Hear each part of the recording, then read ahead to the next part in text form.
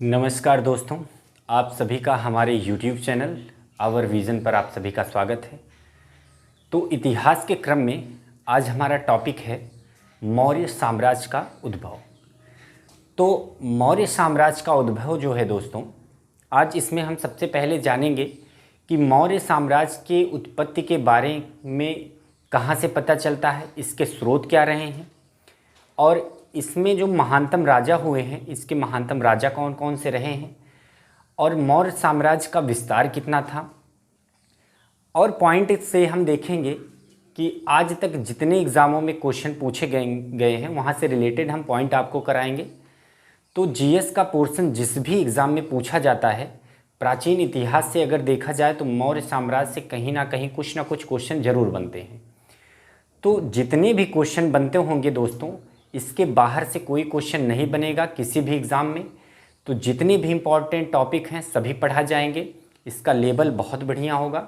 तो आइए हम देखते हैं कि मौर्य साम्राज्य की उत्पत्ति के बारे में हम जानते हैं कि मौर्य साम्राज्य का विस्तार कहाँ तक हुआ था और मौर्य साम्राज्य की जानकारी के बारे में, मौर्य साम्राज्य के बारे में जानकारी हमें कहाँ से प्राप्त होती है। तो सबसे पहले तो हम ये देखेंगे कि ये जो मगध साम्राज्य था, जिसे हर्यक वंश के संस्थापक बिंबिसार ने जो प्रथा प्रचलित किया, ये परंपरा प्रचलित किया इसे साम्राज्य विस्तार करने का, वो मौर्य साम्राज्य में चंद्रगुप्त मौर्य के शासनकाल में ये अपने चरमोत्कर्ष पर पहुंच गया था। तो ये अगर देखा जाए तो मौर्य साम्राज्य में जो संपूर्ण भारत का एकीकरण समझ लीजिए एक प्रकार से किया गया।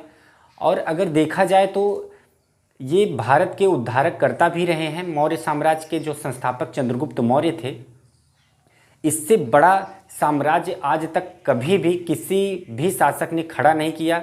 जबकि मौर्य साम्राज्य का जितना बड़ा एम्पायर था, उतना बड़ा एम्पायर तो ब्रिटिश साम्राज्य भी नहीं खड़ा कर सका दोस्तों।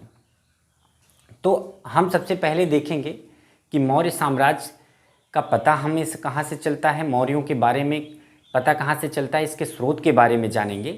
तो हम अगर देखते हैं दोस्तों, सबसे पहले इसके स्रोत के बारे में अगर देखें तो हमें दो प्रकार के स्रोत प्राप्त होते हैं। एक तो जो प्राप्त होता है साहित्यिक स्रोत, एक होता है पुरातात्विक। अगर हम देखें स्रोतों की बात करें तो साहित्य से अगर देखें, साहित्यिक स्रोत एक तो प्राप्त होता है और दूसरा क्या प्राप्त होता है, कहाँ से, पुरातात्विक। पुरातात्विक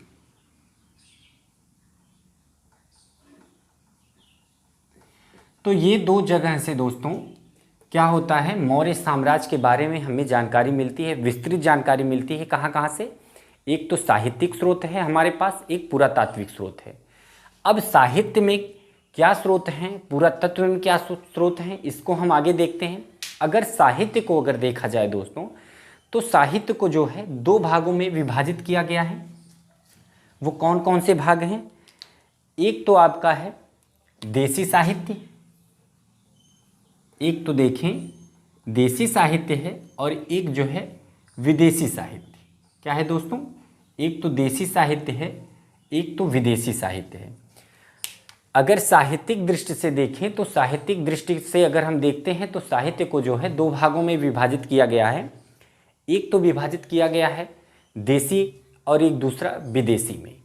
अगर हम देसी साहित्य में देखते हैं तो इसको भी दो भागों में अगर हम डिवाइड करें तो दो भागों में डिवाइड हो जाएगा, एक तो धार्मिक और दूसरा धर्मनिरपेक्ष। क्या होगा दोस्तों, एक तो धार्मिक में हम इसको डिवाइड कर सकते हैं, किसमें, धार्मिक में, और दूसरा इसका क्या है, धर्मनिरपेक्ष। धार्मिक ग्रंथ से मतलब यही है कि धार्मिक जो ग्रंथ होते हैं वो हमारे बहुत पुराने ग्रंथ रहे हैं, परंपरा वाले ग्रंथ रहे हैं, जो हमें हिंदू धर्म से या सनातन धर्म से जुड़े रहे हैं, वो हमारे धार्मिक स्रोत हैं। ठीक है, वो हमारे अपने ही देश के थे। अपने देश में अगर दो ग्रंथों को डिवाइड करें तो एक धार्मिक ग्रंथ थे, जैसे हमारा विष्णु पुराण हुआ, ब्राह्मण साहित्य हुआ, बौद्ध ग्रंथ हुआ। ये सब देसी साहित्य में अगर हम देखें तो इनका देसी साहित्य में विभाजन होता है। अगर हम धार्मिक वाले कैटेगरी में जाते हैं, देसी साहित्य को हम दो भागों में विभाजित कर सकते हैं। एक तो हमारा क्या है, धार्मिक, और दूसरा क्या है, धर्मनिरपेक्ष। अगर हम धार्मिक साहित्यों की बात करते हैं तो धार्मिक साहित्य में आता है हमारा बौद्ध, जैन और ब्राह्मण ग्रंथ। ठीक है, क्या आता है दोस्तों? धार्मिक ग्रंथ को अगर हम देखें तो इसमें 3 ग्रंथ हमारे आते हैं। कौन कौन से? पहला हमारा आता है बौद्ध, और दूसरा आता है हमारा जैन साहित्य से प्राप्त होता है, जैन ग्रंथों से प्राप्त होता है मौर्य साम्राज्य के बारे में जानकारी। और तीसरी जो धार्मिक अगर दृष्टि से देखा जाए, धार्मिक साहित्य ग्रंथों से अगर देखा जाए तो तीसरा हमारा ग्रंथ है क्या? ब्राह्मण साहित्य से। ब्राह्मण साहित्य से। अब देखते हैं कि बौद्ध ग्रंथ से क्या जानकारी हमें मिलती है मौर्य साम्राज्य के बारे में। तो अगर बौद्ध ग्रंथों की बात हम करें तो दीपवंश, महावंश, दिव्यावदान, ये सब क्या है? बौद्ध ग्रंथ के अंतर्गत ये जो हमारे ग्रंथ हैं, जो हमारी साहित्य लिखे गए थे बौद्ध ग्रंथों के द्वारा, जो मौर्य वंश के शासन के बारे में जानकारी मिलती है, मौर्य वंश के उद्भव के बारे में जो जानकारी मिलती है बौद्ध ग्रंथों से, उसमें जो है दीपवंश है, महावंश है, दिव्यावदान है, मिलिंद पन्नु हैं, ये सब जो है बौद्ध ग्रंथ हैं, बौद्ध साहित्य से मिलान करते हैं। और बौद्ध धर्म में, बौद्ध ग्रंथों में अगर देखा जाए तो मौर्य साम्राज्य के जो संस्थापक थे या मौर्यों को अगर कहा जाए तो उसमें इन्हें क्षत्रिय कुल से बताया गया है। तो ये बहुत ही इम्पॉर्टेंट है, इसे ध्यान में रखना, ये बहुत इम्पॉर्टेंट है। बौद्ध में जो बताया गया है मौर्यों को क्या बताया गया है? क्षत्रिय बताया गया है इसमें। ठीक है, मौर्यों को बौद्ध ग्रंथ में क्षत्रिय बताया गया है। और जबकि अगर जैन धर्म में अगर हम देखें, जैन धर्म में, जैन साहित्य से अगर देखें तो एक ग्रंथ है परिशिष्ट पर्व। ठीक है, जैन ग्रंथ में अगर हम देखें तो एक जैन धर्म का साहित्य का एक ग्रंथ है परिशिष्ट पर्वन। परिशिष्ट पर्व जो है जैन साहित्य का एक ग्रंथ है, उसमें भी मौर्य साम्राज्य के बारे में विस्तृत जानकारी मिलती है। और इसमें भी जो मौर्यों की उत्पत्ति है वो बताया गया है कि इनकी उत्पत्ति क्षत्रियों से हुई है। बौद्ध साहित्य में भी जो इसके दिव्यावदान और महावंश, ये सब जो ग्रंथ हैं बौद्ध साहित्य के, उसमें भी बताया गया है कि जो मौर्यों की उत्पत्ति हुई थी वो क्षत्रियों के कुल से हुई थी। और जैन साहित्य के परिशिष्ट वर्मन में भी बताया गया है कि मौर्यों की उत्पत्ति जो है वो क्षत्रिय के कुल से हुई थी। परंतु जो है ब्राह्मण साहित्य जो है, अगर ब्राह्मण साहित्य की तरफ हम जाते हैं तो ब्राह्मण साहित्य में मौर्यों को निकृष्ट जाति का बताया गया है, इन्हें शूद्र वंश से बताया गया है। तो ये तो हैं जो हमारे मौर्यों की उत्पत्ति के बारे में जो हमें बताते हैं, जहाँ से हमें पता चलता है, बौद्ध धर्म से हमें पता चलता है कि मौर्य क्षत्रिय थे। जैन धर्म के परिशिष्ट पर्व ग्रंथ से हमें पता चलता है कि ये भी क्षत्रिय थे। परंतु जो है ब्राह्मण साहित्य से इसमें मिलता है कि ये शूद्र वंश के थे, ये शूद्र राजा थे मौर्य वंश के। ठीक है, और बौद्ध ग्रंथ से जो हमें मिलता है क्षत्रियों का साक्ष्य, ये किस आधार पर माना गया है कि जो मौर्य साम्राज्य के शासक थे वो क्षत्रिय थे? उसका मेन कारण यही था दोस्तों कि जब महात्मा बुद्ध का महापरिनिर्वाण हुआ था, जब वो मृत्यु को प्राप्त हो गए थे महात्मा बुद्ध, तब उस वर्ष जो है उनकी जो अस्थियां थी उसकी मांग जो है मौर्य शासक करने लगे।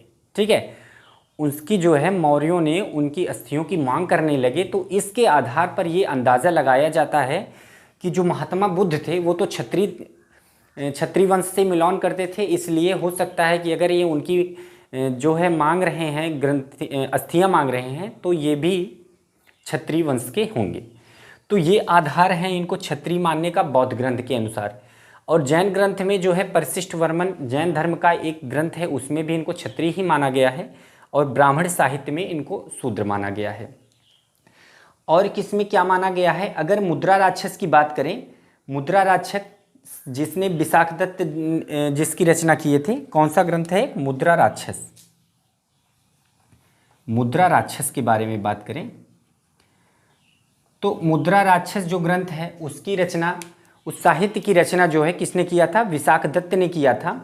और अगर मुद्रा राक्षस में अगर देखा जाए तो मौर्यों को वृषल, ठीक है, मौर्यों को क्या कहा गया है? वृषल। वृषल का मतलब होता है कुलहीन, मतलब ये निम्न जाति या शूद्र कह सकते हैं, ठीक है। मुद्रा राक्षस में भी मौर्यों को शूद्र ही बताया गया है। और क्या? बृहत कथा मंजरी। बृहत कथा मंजरी जो है एक स्रोत और है, बृहत कथा मंजरी। बृहत कथा मंजरी जो है उसमें भी दोस्तों मौर्यों को बताया गया है शूद्र वंश से ही। तो इसका मतलब ये हुआ जो हमारे धार्मिक देसी साहित्य थे उसमें जो धार्मिक साहित्य हैं हमारे बौद्ध धर्म के, जैन धर्म के, ब्राह्मण साहित्य के और मुद्रा राक्षस और बृहत कथा मंजरी, इन सभी साहित्यों से अगर हम मौर्य धर्म के मौर्य वंश के बारे में अगर हम देखते हैं तो सब में सबका एक मत नहीं है, अलग अलग है। तो इसमें बड़ा कन्फ्यूज़न ये क्रिएट कर देता है। लेकिन एग्ज़ाम में यहाँ से क्वेश्चन बन सकता है सीधा सीधा कि मौर्य जो है मौर्य वंश का जो वंश था, मौर्य शासक का जो वंश था बौद्ध धर्म से किस वंश से मिलान करता है, बौद्ध धर्म में क्या बोला गया है या जैन धर्म में क्या कहा गया है, ब्राह्मण साहित्य में क्या कहा गया है, ऐसे ऐसे करके वो पॉइंट वाइज या फिर कहीं से भी वो क्वेश्चन बना सकता है। इसलिए हम आपको बिल्कुल डिटेल से पढ़ा रहे हैं, इसमें ऊपर से कुछ नहीं है, सब कुछ बढ़िया से है। अगर हम धर्मनिरपेक्ष की बात करें, ये तो हमारा हो गया देसी साहित्य का धार्मिक वाला पार्ट। अगर देसी साहित्य के धार्मिक पार्ट में अगर देखें तो बौद्ध ग्रंथ हैं, जैन ग्रंथ हैं, ब्राह्मण साहित्य हैं, मुद्रा राक्षस और बृहत कथा मंजरी। और अगर हम धर्मनिरपेक्ष में देखें दोस्तों, तो धर्मनिरपेक्ष में आता है अर्थशास्त्र, इसमें आता है आपका अर्थशास्त्र, और आता है आपका ये जो एक गलती हुई, मुद्रा राक्षस और बृहत कथा मंजरी, ये जो है धार्मिक ग्रंथ नहीं है। मुद्रा राक्षस, अष्टाध्यायी,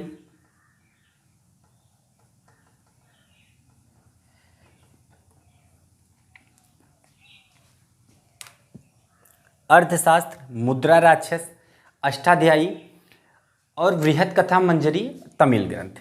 कौन कौन से? बृहत कथा मंजरी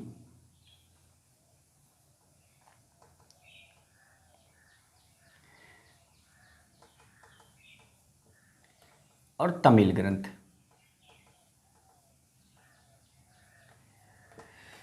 तो ये जो साहित्यिक स्रोत हैं इसमें दो पार्टों में ये विभाजित है, एक देसी और एक विदेशी। अगर देसी को हम देखें दो पार्टों में से हम विभाजित किए हैं, एक तो हमारा धार्मिक है, एक जो है धर्मनिरपेक्ष। धर्मनिरपेक्ष में अगर देखें, धर्मनिरपेक्ष साहित्य से जो स्रोत हैं, साहित्यिक स्रोत हैं, वो है हमारा अर्थशास्त्र, दूसरा है मुद्रा राक्षस और अष्टाध्यायी, बृहत कथा मंजरी और तमिल ग्रंथ। तो अगर हम अर्थशास्त्र की बात करें तो अर्थशास्त्र की बात करते हैं तो अर्थशास्त्र की रचना जो किए थे वो किए थे चाणक्य। चाणक्य किए थे। अगर चाणक्य के बारे में देखें तो चाणक्य को विष्णुगुप्त भी कहते हैं और भारत का मैकियावेली भी कहा जाता है चाणक्य को। और चाणक्य की ही सहायता से सम्राट चंद्रगुप्त मौर्य जो है नंद वंश को हराकर उसका पतन करके मौर्य वंश की स्थापना किए थे चाणक्य की सहायता से। और चाणक्य जो है इनके प्रधानमंत्री भी रहे हैं, किसके? चंद्रगुप्त मौर्य के, ठीक है। और इन्होंने ही अर्थशास्त्र की रचना की है। अगर देखा जाए तो अर्थशास्त्र में क्या है, 15 अभिकरण, मतलब 15 खंडों में अर्थशास्त्र को विभाजित किया गया है, जिसमें क्या बताया गया है कि जो भारत के राज्य हैं, मतलब उसके अनुसार, अर्थशास्त्र के अनुसार देखा जाए तो राज्य के 7 अंग होते हैं। कितने अंग होते हैं दोस्तों? राज्य के 7 अंग को होते हैं। चाणक्य के अर्थशास्त्र के अनुसार वो कौन कौन से अंग हैं? स्वामी, पहला होता है स्वामी, उसका मतलब होता है राजा, दूसरा होता है अमात्य, और तीसरा है मित्र, चौथा है सेना, पांचवा है कोष, छठा है दुर्ग और सातवां होता है जनपद। तो ये अर्थशास्त्र के अनुसार जो बताया गया है चाणक्य के द्वारा कि ये 7 भागों में, इनको 15 खंडों में विभाजित किया गया है और राज्य के 7 अंग बताया गया है किनके द्वारा, चाणक्य के द्वारा। और इनमें देखें मुद्रा राक्षस के द्वारा अगर देखा जाए, मुद्रा राक्षस का जो स्रोत है इसकी रचना जो है विशाखदत्त ने किया था। विशाखदत्त के अनुसार, मुद्रा राक्षस के अनुसार अगर देखा जाता है स्रोत, इसके अनुसार यही मिलता है मौर्यों के बारे में कि इनमें कहा गया है कि मौर्य जो हैं ये कुलीन वंश के थे, मतलब ये शूद्र वंश से मिलौन करते हैं। और अष्टाध्यायी अगर देखा जाए, अष्टाध्यायी में भी यही बात किया गया है और विष्णु पुराण में भी यही बात किया गया है। ये तो हमने बता दिया धार्मिक ग्रंथ में। बृहत कथा मंजरी में भी यही कहा गया है कि मौर्य लोग जो थे वो शूद्र वंश से मिलौन करते थे, और तमिल ग्रंथ में भी यही बात कहा गया है। तो ये थे हमारे साहित्यिक दृष्टि से अगर देखें, देसी साहित्य के बारे में हमने देखा, ये स्रोत हमारे पास हैं। अगर विदेशियों के बारे में देखते हैं तो इसको भी 2 भागों में विभाजित किया गया है विदेशी को। एक तो यूनानी और दूसरा क्या है, चीनी। एक यूनानी में विभाजित किया गया है और दूसरा चीनी में। तो विदेशी साहित्य के बारे में अगर हम देखेंगे तो एक यूनानी है और दूसरा चीनी। यूनानियों द्वारा जो साहित्य की रचना की गई थी उस स्रोत से हमें मौर्यों के बारे में जानकारी मिलती है, और चीनियों के द्वारा जो चीन से आए हुए थे उनके द्वारा जो साहित्यिक रचना की गई है उनसे भी हमें बौद्ध धर्म मौर्य वंश के साम्राज्य के बारे में जानकारी मिलती है। ठीक है, अगर हम देखते हैं यूनानियों में, तो यूनानियों में कौन कौन था। यूनानियों में अगर दोस्तों अगर हम देखते हैं तो यूनानियों में एक थे मेगास्थनीज जो बहुत फेमस थे। कौन है, मेगास्थनीज हैं। और एक बहुत फेमस है प्लूटार्क। एक है मेगास्थनीज और दूसरा है प्लूटार्क। मेगास्थनीज के बारे में अगर देखें तो मेगास्थनीज ने किया था एक साहित्य की रचना, किसमें, ग्रीक भाषा में किया था। ग्रीक भाषा में किया था एक रचना, उसका नाम इंडिका है। उसका जो मूल रूप था अब तो वो समाप्त हो गया है, उसका बड़े पैमाने पर उसका क्षरण हो चुका है। मेगास्थनीज द्वारा जो इंडिका का रचना किया गया था वो अब अपने मूल रूप में नहीं रह गया है मित्रों। और इससे, इंडिका से सबसे बढ़िया तरीके से मौर्य साम्राज्य के बारे में जानकारी मिलती है।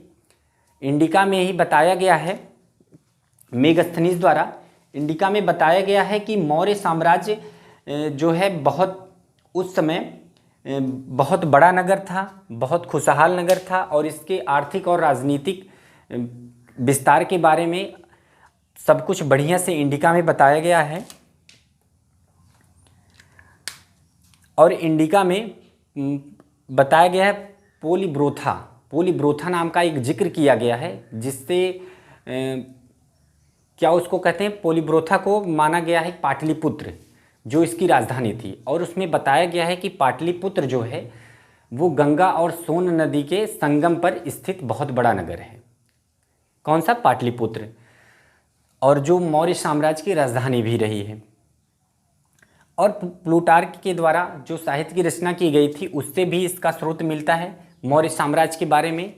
और मेगास्थनीज के बारे में और हम जान लेते हैं। मेगास्थनीज जो था ये सेल्यूकस निकेटर का राजदूत था, जो आया था किसके दरबार में, चंद्रगुप्त मौर्य के दरबार में आया था मेगास्थनीज, और वहाँ पर काफ़ी समय बिताया इन्होंने, और इंडिका नामक ग्रंथ की रचना भी की। ये सबसे महत्वपूर्ण पॉइंट है कि यहाँ से डायरेक्ट एक क्वेश्चन एग्जाम में बन सकता है कि इंडिका की रचना किसने किया था या मेगास्थनीज की रचना क्या है। तो एग्ज़ाम में कई बार यहाँ से क्वेश्चन बना हुआ है मित्रों, और यहाँ से आगे भी पूछा जा सकता है। ये इस पार्ट का सबसे मुख्य पॉइंट है, इसको याद रखना। अब हम देखते हैं कि चीनियों द्वारा क्या लाया गया था, क्या कौन से साहित्य हैं। चीनियों के द्वारा जो लाया गया था वो फाहियान और ह्वेनसांग के द्वारा। कौन से, कौन कौन साहित्य किसके किसके हैं, फाहियान और दूसरे कौन हैं, ह्वेनसांग। फाहियान और ह्वेनसांग के द्वारा जो रचित किया गया था साहित्य, उससे प्राप्त होता है मौर्य साम्राज्य के बारे में जानकारी। ये विदेशी हैं, यूनानी और चीनी। अब हमारा अगला है पुरातात्विक साक्ष्य। पुरातात्विक साक्ष्य में अगर हम देखें तो उसमें अभिलेख, पुरातात्विक साक्ष्य में अगर हम देखते हैं तो उसमें सबसे महत्वपूर्ण है अभिलेख।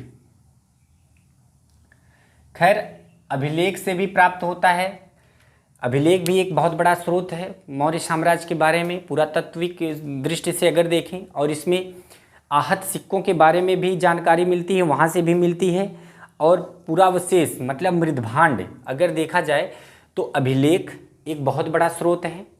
दूसरा अगर साक्ष्य देखें तो आहत सिक्कों से भी मौर्य साम्राज्य के बारे में जानकारी मिलती है।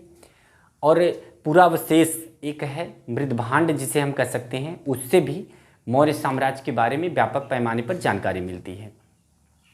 तो अभिलेख के बारे में अगर हम देखते हैं तो अभिलेख में 3 प्रकार के अभिलेख हैं।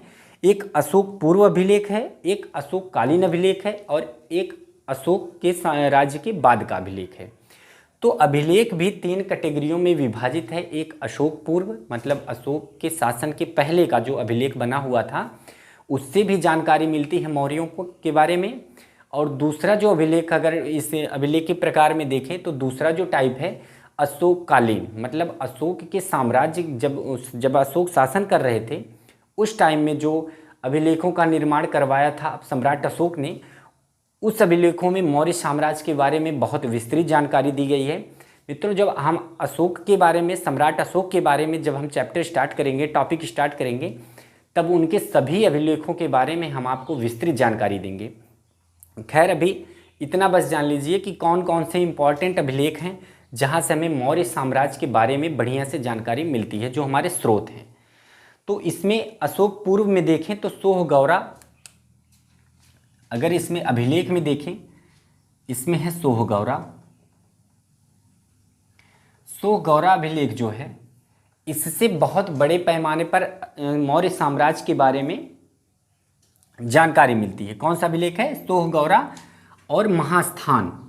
सोहगौरा व महास्थान, ये 2 अभिलेख जो हैं ये मौर्य साम्राज्य के बारे में विस्तृत जानकारी देते हैं। मौर्य साम्राज्य के बारे में यहाँ से मिलता है, ये एक स्रोत, ये भी है महत्वपूर्ण स्रोत है। और ये जो दोनों अभिलेख हैं सोहगौरा और महास्थान, ये अशोक पूर्व के हैं। और भी अभिलेख हैं, जैसे सबसे अगर बढ़िया देखा जाए तो अशोक परवर्ती जो अभिलेख हैं, हाथी गुम्फा अभिलेख, अशोक परवर्ती अभिलेख के बारे में अगर देखा जाए तो उसमें एक महत्वपूर्ण है हाथी गुम्फा। हाथी गुम्फा ये बहुत महत्वपूर्ण अभिलेख है, यहाँ से मौर्य काल के बारे में जानकारी मिलती है हमको। और जूनागढ़ अभिलेख से भी मिलती है, हाथी गुम्फा और जूनागढ़, हाथी गुम्फा और जूनागढ़ अभिलेख से भी।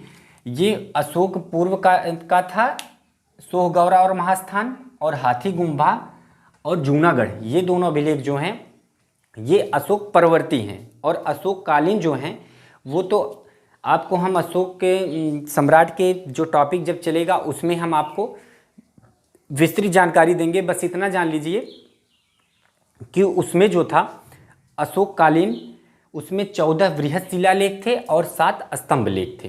कौन कौन से? अशोक कालीन स्तंभों के बारे में अशोक कालीन अभिलेखों के बारे में अगर हम बात करते हैं तो उसमें 14 जो थे वो बृहद शिलालेख थे और 7 जो थे वो स्तंभ लेख थे।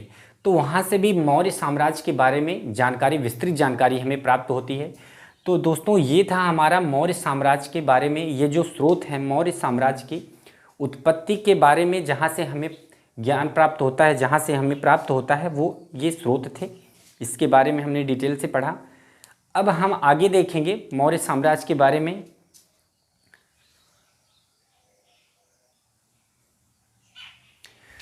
मौर्य साम्राज्य के जहाँ से हमें उसकी उत्पत्ति और स्रोत के बारे में हमें जानकारी जो प्राप्त होती है उसे हमने बता दिया डिटेल से।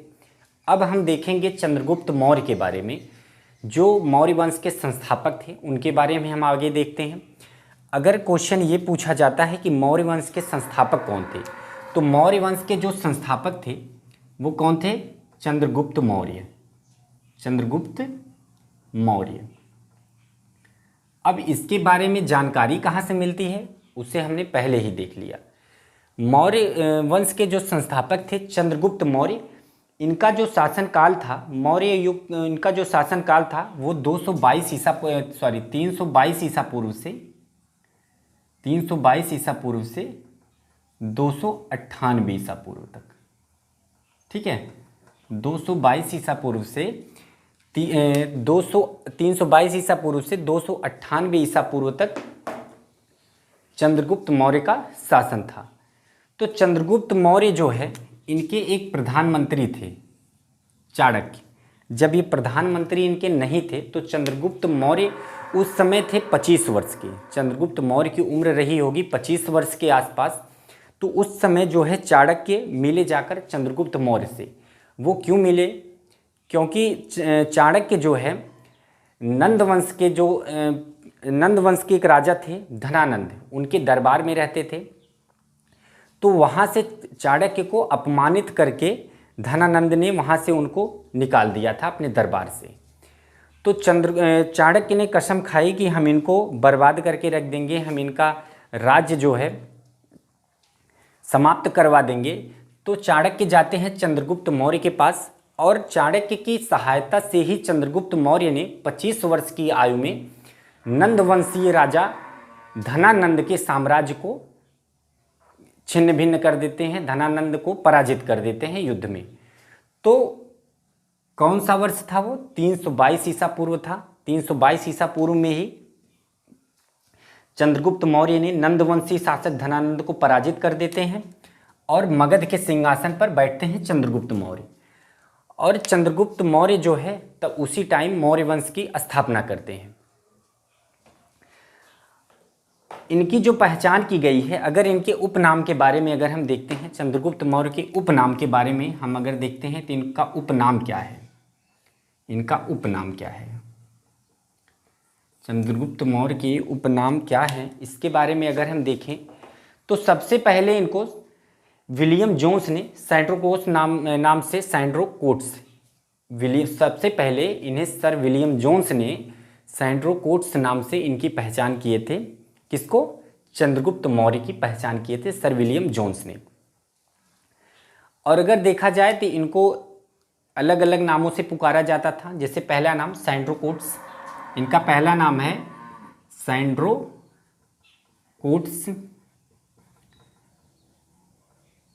सैंड्रोकोट्स एक नाम है, और दूसरा उपनाम अगर हम देखें तो एंड्रोकोट्स।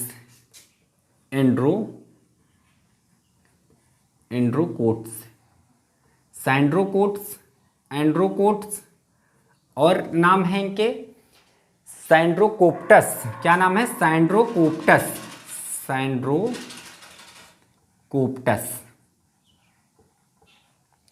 सैंड्रोकोप्टस। और नाम है इनके, और कौन से नाम है? पॉलीब्रोथस, और एक नाम है इनका पॉलीब्रोथस। इसके पहले अभी हमने पोलीब्रोथा नाम एक बताया था, उसका मतलब है पाटलिपुत्र। इंडिका में इसका चर्चा किया गया है पालीब्रोथा का मतलब होता है पाटलिपुत्र। तो ये ग्रीक भाषा था। सैंड्रोकोट्स जो उपनाम है इनका, सैंड्रोकोट्स किसने कहा था चंद्रगुप्त मौर्य को? स्ट्रेबो, एरियन और जस्टिन ने। कौन कौन इनको कहते हैं? एक स्ट्रेबो, एरियन, और कौन है? जस्टिन।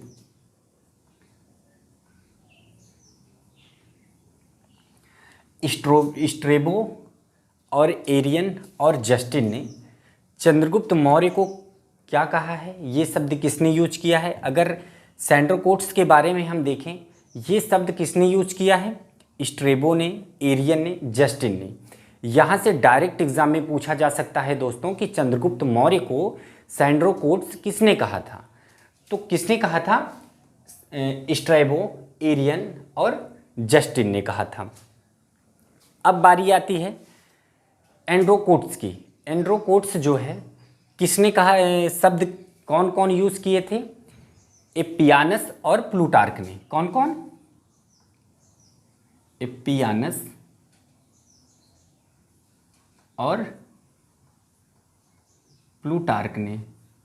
तो एपियानस और प्लूटार्क ने एंड्रोकोट्स जो है नाम यूज़ किया था चंद्रगुप्त मौर्य के लिए। कौन कौन? एपियानस और प्लूटार्क ने। और सैंड्रोकोप्टस नाम किसने यूज किया था? निरियाकस ने। कौन? निरियाकस ने। निरियाकस ने क्या नाम यूज किया था चंद्रगुप्त मौर्य का? किस नाम से इनका पहचान करते हैं? सैंड्रोकोप्टस। तो सैंड्रोकोप्टस नाम से जो यूज करते हैं वो कौन थे? निरियाकस। अब निरियाकस कौन थे? निरियाकस के बारे में थोड़ा सा जान लेते हैं।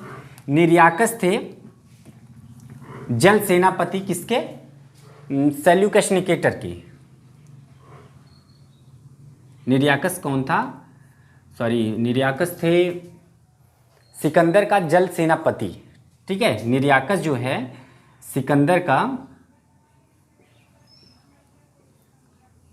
सिकंदर का ये जल सेनापति था। ठीक है, तो निरियाकस जो था सिकंदर का जल सेनापति था। इसने जो है सैंड्रोकोप्टस नाम से चंद्रगुप्त मौर्य की पहचान की है। सिकंदर के बारे में दोस्तों ये टॉपिक छूट गया है इसके, और ये जो बाहरी आक्रमण, विदेशी आक्रमण थे, इसके बारे में हमने आपको बताया नहीं। खैर, सिकंदर का नाम देखते ही याद आ गया। खैर, इस वीडियो में हम सिकंदर के बारे में नहीं बताएंगे। हम सिकंदर के बारे में और जो है विदेशी आक्रमणकारियों के बारे में हम एक वीडियो बना देंगे, डिटेल से उसके बारे में बताएंगे। खैर, थोड़ा सा हम जान लेते हैं। सिकंदर जो है मकदूनिया का शासक था। ये फिलिप द्वितीय का पुत्र था। ये विश्व विजेता बनना चाहता था और धनानंद का समकालीन था। धनानंद के टाइम में ही ये कश्मीर पर आक्रमण करता है, जहाँ पे एक प्रसिद्ध युद्ध होता है, वितस्ता का युद्ध, झेलम नदी के किनारे, या हाइडेपिस का युद्ध अगर कहा जाए तो राजा पोरस के साथ जो है सिकंदर का युद्ध होता है। और उसके जल सेनापति का नाम था निरियाकस, और उसका जो थल सेनापति था उसका नाम क्या था? Seleucus Nicator. तो इन्होंने जब राजा पोरस से युद्ध करने के बाद जब ब्यास नदी को पार करना चाहा, तो वहाँ पे उस टाइम बारिश का सीज़न था और ब्यास नदी अपने उफान पर था। तो ब्यास नदी की भयावह स्थिति देखकर निरियाकस ने मना कर दिया और उनकी पूरी सेना ने ब्यास नदी पार करने से मना कर दिया।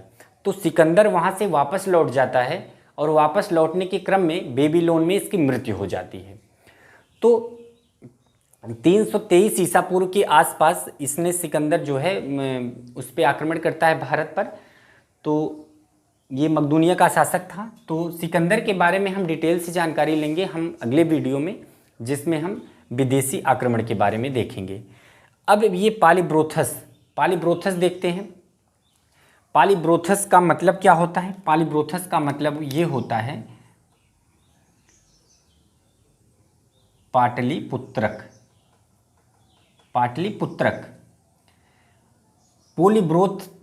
पोलीब्रोथा का मतलब होता है पाटलिपुत्र, और पालीब्रोथस का मतलब होता है पाटलिपुत्रक। ये किसने कहा था? स्ट्रैबो ने। किसने कहा था? स्ट्रैबो ने। तो ये तो दोस्तों था, ये बहुत ही इम्पॉर्टेंट है, बहुत ही मोस्ट इम्पॉर्टेंट इसे हम कह सकते हैं। ये चंद्रगुप्त मौर्य के उपनाम थे जो अलग अलग लोगों ने इन्हें कहा है, ये उनका नाम रखा है, इन्हीं नामों से इनकी पहचान किया है। और अगर देखा जाए तो सर्वप्रथम जो विलियम जोन्स के बारे में हमने बताया, तो कब? 28 फरवरी 1793 में। सबसे पहले 28 फरवरी 1793 में जो है कौन? सर विलियम जोन्स ने सबसे पहले इन सभी नामों की पहचान जो है, ये तो जैसे सभी जो सभी नाम दिए हुए हैं, इसकी पहचान तो ये लोग अपने मन से कर रहे थे, लेकिन इसे बताया कौन कि ये जो नाम है कि ये लोग इनकी नामों की ये यूज़ करते थे, ये बताए थे कौन? जेम्स विलियम ने।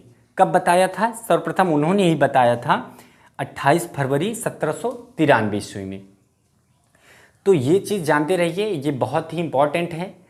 और इनका जो साम्राज्य था, चंद्रगुप्त मौर्य का जो साम्राज्य था, इन्होंने इसका विस्तार,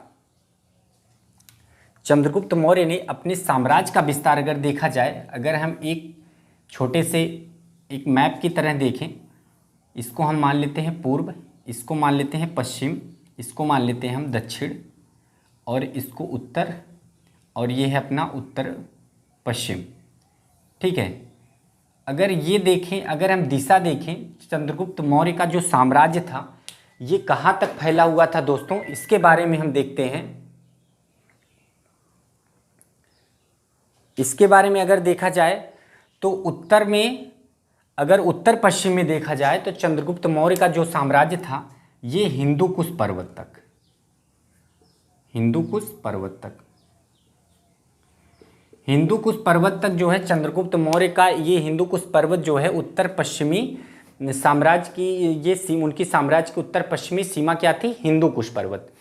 और पूर्व की बात करें तो पूर्व में मगध, पूर्व में मगध इनकी सीमा थी। दक्षिण की बात करें, दक्षिण की बात करते हैं तो कर्नाटक, जो उत्तरी कर्नाटक था, कौन सा, उत्तरी कर्नाटक, उत्तरी कर्नाटक था दक्षिणी सीमा। और अगर पश्चिमी सीमा की बात करें तो सौराष्ट्र, पश्चिमी सीमा की बात करें तो सौराष्ट्र।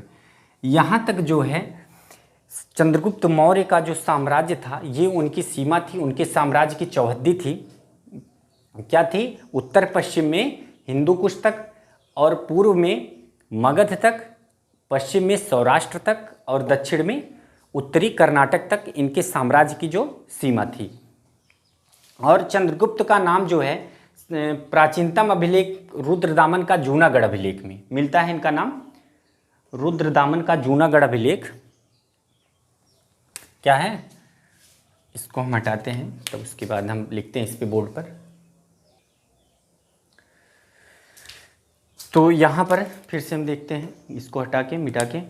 अब तो चंद्रगुप्त का जो प्राचीनतम नाम है, चंद्रगुप्त का जो प्राचीनतम नाम है कहाँ पर मिलता है, प्राचीनतम नाम मिलता है रुद्रदामन का, रुद्रदामन का जूनागढ़ अभिलेख। अभी हमने बताया था कि जूनागढ़ अभिलेख से भी साक्ष्य प्राप्त होता है, जूनागढ़ अभिलेख से ही, रुद्रदामन के जूनागढ़ अभिलेख से प्राप्त होता है चंद्रगुप्त मौर्य का प्राचीनतम नाम। अब ये रुद्रदामन कौन थे, ये रुद्रदामन थे शक वंश के राजा। शक वंश के जो राजा थे वे लोग अपने आप को क्षत्रप कहते थे। तो ये तो हम बताएंगे बाद वाले वीडियो में, रुद्रदामन जब शक का पार्ट चलेगा तो उसमें हम बताएंगे कि रुद्रदामन कौन थे। बस इतना जान लिए, रुद्रदामन का एक जूनागढ़ का अभिलेख था, उसमें चंद्रगुप्त मौर्य का प्राचीनतम नाम का उल्लेख किया गया है। और उसी में कहा गया है कि चंद्रगुप्त मौर्य ने विजय प्राप्त करके प्रथम अखिल भारतीय साम्राज्य की स्थापना किए थे। क्या, प्रथम अखिल भारतीय, प्रथम अखिल भारतीय साम्राज्य अगर देखा जाए तो किसने स्थापित किया था, चंद्रगुप्त मौर्य ने ही प्रथम अखिल भारतीय साम्राज्य की स्थापना की थी। बहुत बड़े एम्पायर की स्थापना चंद्रगुप्त मौर्य ने की थी, पूरे भारत का एकीकरण चंद्रगुप्त मौर्य ने की थी। भारत का उद्धारक भी इनको कहा जाता है, और इनको प्रथम स्वतंत्रता सेनानी भी कहा जाता है प्राचीन भारत का। ठीक है, क्योंकि स्वतंत्रता सेनानी का मतलब यही होता है कि विदेशी जो शासक थे, अपने यहाँ अपने देश में जो विदेश से आए हुए शासक थे उनको चंद्रगुप्त मौर्य ने ही हराकर अपने देश से बाहर कर दिया था। तो अखिल भारतीय साम्राज्य की भी स्थापना भी चंद्रगुप्त मौर्य ने ही किया था, जिन्होंने अपने साम्राज्य को बहुत बड़ा खड़ा किया, और इतना बड़ा अंपायर ब्रिटिश साम्राज्य में भी नहीं खड़ा कर सका। ठीक है, इतना बड़ा साम्राज्य किसी भी राजा का नहीं रहा जितना बड़ा चंद्रगुप्त मौर्य ने अपना साम्राज्य का विस्तार किया। हमने बताया कि इनकी साम्राज्य जो थी उत्तर पश्चिमी हिंदू कुश पर्वत तक, और पूर्वी जो सीमा थी मगध तक, और दक्षिणी सीमा थी उत्तरी कर्नाटक, और जो पश्चिमी सीमा थी वो सौराष्ट्र तक थी। तो इतना बड़ा साम्राज्य की स्थापना चंद्रगुप्त मौर्य ने किया। और फिर उसके बाद क्या हुआ कि चंद्रगुप्त मौर्य के ऊपर आक्रमण किया सेल्यूकस निकेटर ने। सेल्यूकस निकेटर, किसने आक्रमण किया, सेल्यूकस निकेटर ने।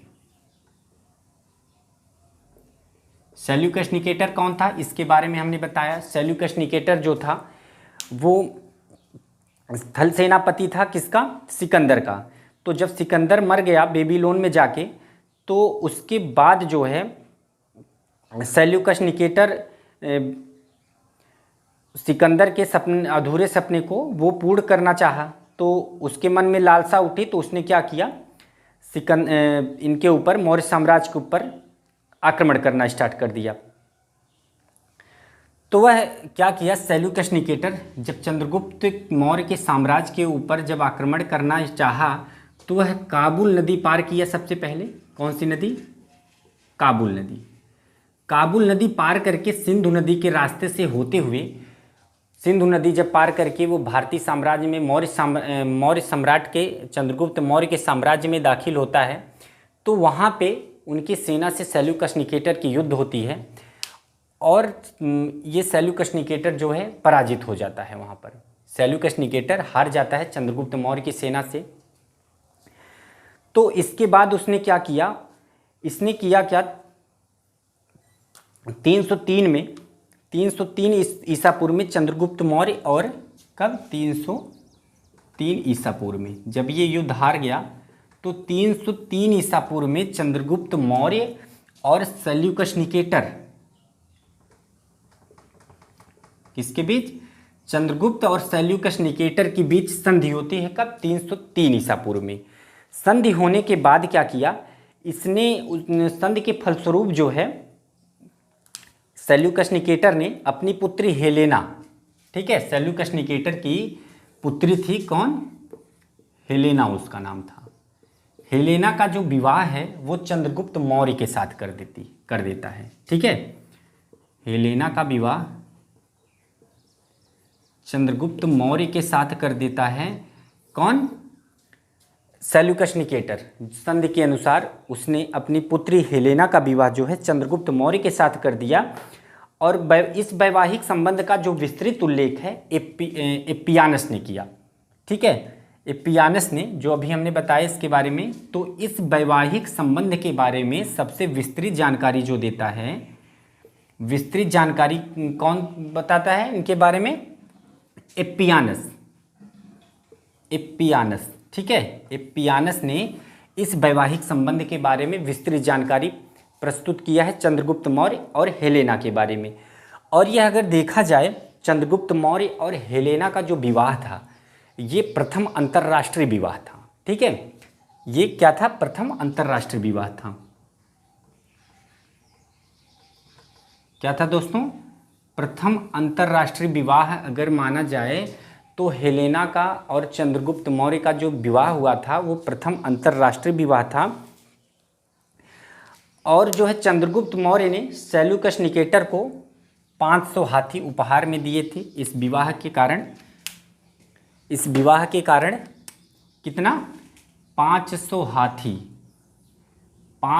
हाथी दान में दिए थे। किसको, सेल्यूकस को।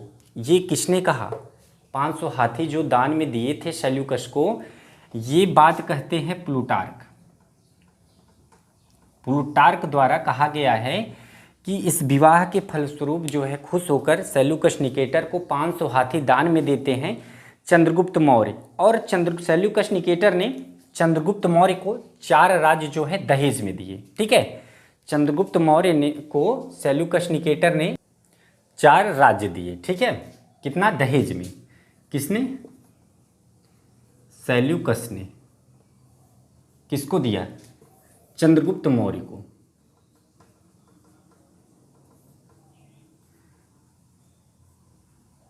कितना, 4 राज्य। 4 राज्य देते हैं सेल्यूकस चंद्रगुप्त मौर्य को, 4 राज्य देते हैं दहेज के रूप में। वो राज्य कौन कौन सा था, पहला था एरिया, जिसे हेरात नाम से जाना जाता है। पहला राज्य था एरिया, जिसका उपनाम था हेरात।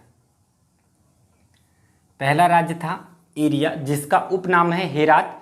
और दूसरा राज्य है अराकोसिया। क्या नाम था दूसरे का, अराकोसिया, जिसकी पहचान की गई है कांधार से। पहला राज्य था एरिया जिसका नाम हेरात से पहचान की गई है। दूसरा था अराकोसिया जिसका कांधार से नाम पहचान किया है। तीसरा था जेड्रोसिया, तीसरा नाम था जेड्रोसिया। प्रॉब्लम है, तीसरा नाम है जेड्रोसिया।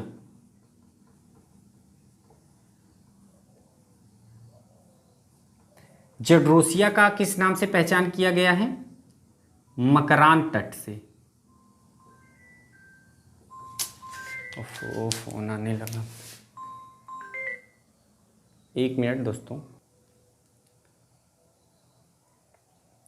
ठीक है दोस्तों, दरअसल कैमरा फ़ोन आने की वजह से थोड़ा सा ऑफ हो जा रहा था, इसलिए हमें फ़्लाइट मोड लगाना पड़ा। ठीक है, हम आगे देखते हैं कि ये जो तीसरा राज्य दहेज में मिला था चंद्रगुप्त मौर्य को, सेल्यूकस द्वारा जो दिया गया था, जेड्रोसिया। जेड्रोसिया को मकरान तट के नाम से पहचान इसका किया जाता है। और चौथा जो राज्य था वो पेरिपेनिसदाई, क्या नाम था उसका? चौथा था पेरिपेनिसदाई, ये चौथा राज्य था। पेरिपेनिसदाई जिसका नाम था वो किस नाम से इसकी पहचान होती है? काबुल, वर्तमान काबुल राज्य के नाम से पहचान होती है। तो सेल्यूकस निकेटर ने चंद्रगुप्त मौर्य को 4 राज्य दहेज में दिया। अपनी पुत्री के साथ उनका विवाह किया जिसका नाम हेलेना था। हेलेना का विवाह जो है प्रथम अंतर्राष्ट्रीय विवाह माना जाता है चंद्रगुप्त मौर्य के साथ। और चंद्रगुप्त मौर्य के दरबार में एक राजदूत उन्होंने भेजा जिसका नाम मेगस्थनीज है। सेल्यूकस निकेटर का वो राजदूत था और उसने ही भेजा था चंद्रगुप्त मौर्य के दरबार में।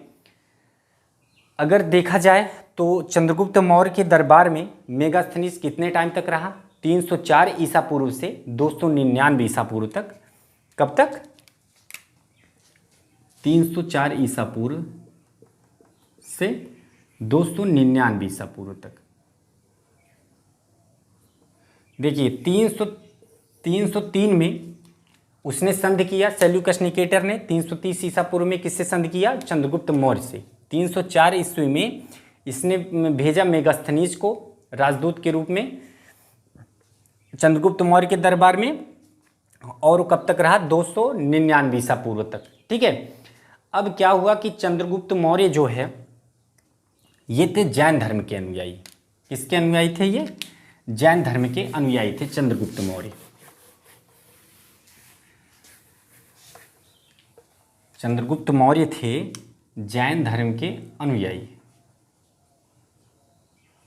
किस धर्म के? ये जैन धर्म के अनुयायी थे। और ये अपने जीवन के अंतिम चरण में, चंद्रगुप्त मौर्य अपने जीवन के अंतिम चरण में अपना राजपाट जो है छोड़कर वो एक गुरु थे भद्रबाहु। कौन थे? जैन धर्म के एक आचार्य थे, उनका नाम था भद्रबाहु।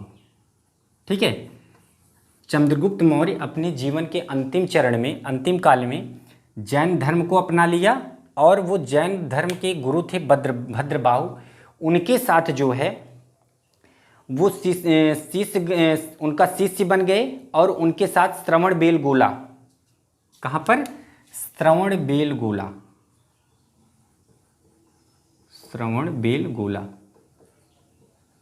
ये स्थान है एक जगह मैसूर में। ठीक है, मैसूर में एक स्थान है, कर्नाटक के मैसूर में श्रवण बेलगोला। यहाँ पर ये चले जाते हैं भद्रबाहु के साथ।